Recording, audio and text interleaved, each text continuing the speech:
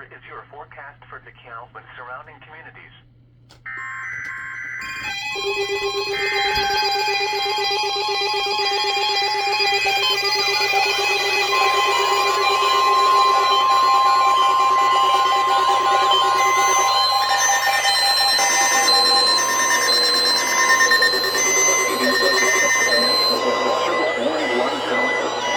During potentially dangerous weather situations, specially equipped receivers are automatically activated to warn of the impending hazard.